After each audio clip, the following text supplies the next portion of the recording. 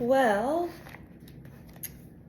it's 3 in the morning and I'm just coming in. No, I'm just joking. I haven't gone to bed yet. What a delightful day I had. I had a delightful day. And on that note, because I can't sleep, I thought, what helps people sleep? Reading, right? So, oh, don't worry everybody. I'm going to get right into it. We're reading The Exorcism of Annalise Micheal. Let's get a little ambiance in here. And I'm going to go for it. I said that I was going to read the book over the next, few days and then come back and do a recap. But no, because after I finish this book, I'm doing The Exorcism of Annalise Micheal. So today we left off at page 70. The Exorcism of Annalise Micheal. Okay, because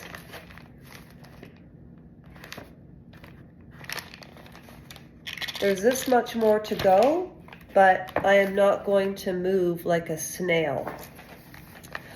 Okay, she was to continue taking the Tegretol, and that's the medication for the epilepsy.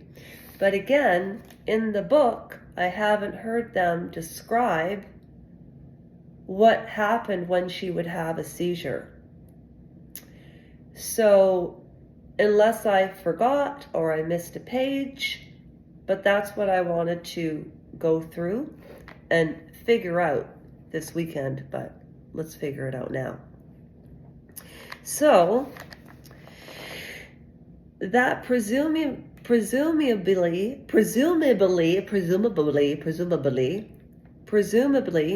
would take care of it. To be sure, marriage was out of the question. See, I read that. Why would marriage be out of the question if she was on Tegretol? Does that make any sense to you? Do you know that to this day, in 2023, Tegretol is still used? You know why? I asked Dr. Google. Unlike Meghan Markle, she doesn't know how to use Google, apparently. That was nasty. Do you know what I thought? No, never mind. Okay, so, at any rate, Annalise's anxiety Annalise's anxiety deepened.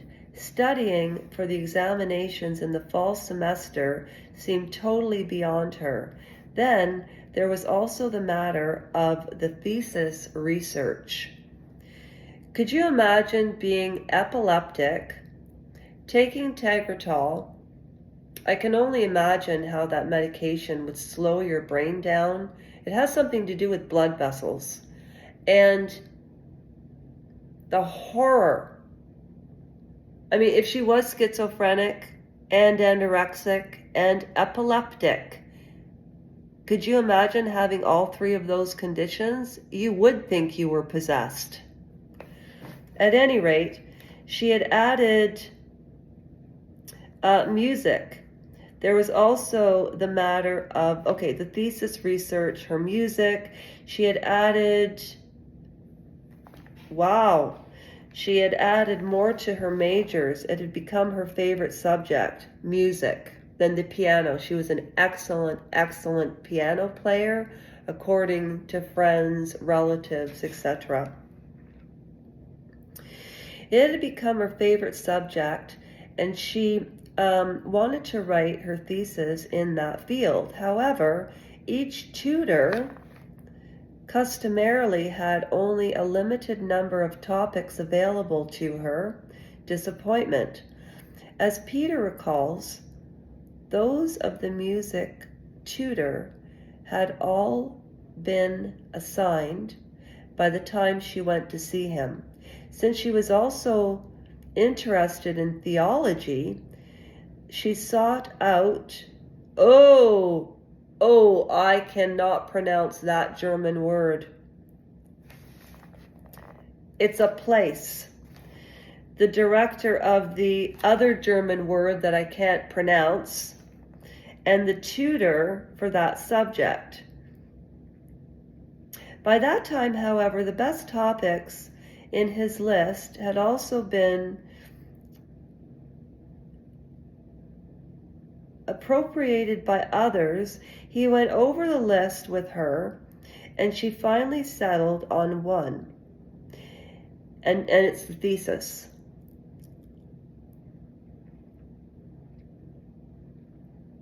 He went over the list with her, and she finally settled on one that she was not at all enthusiastic about, which would be really niggling. 100%.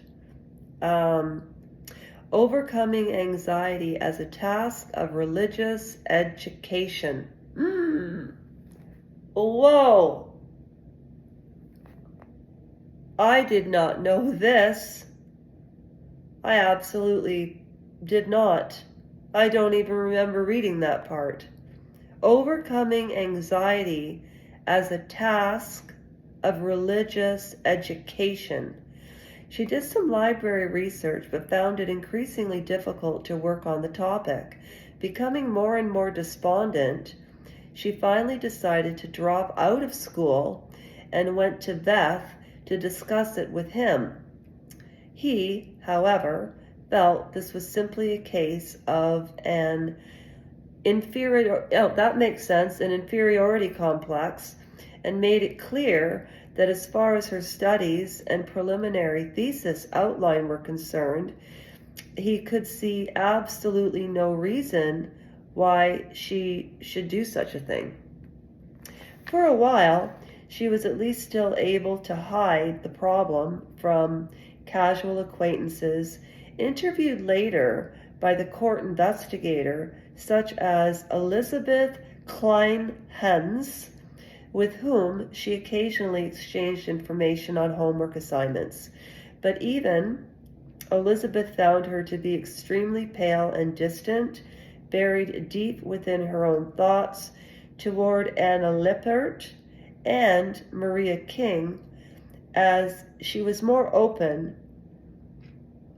Both later remembered that it was at this time that the depression overtook her much more frequently.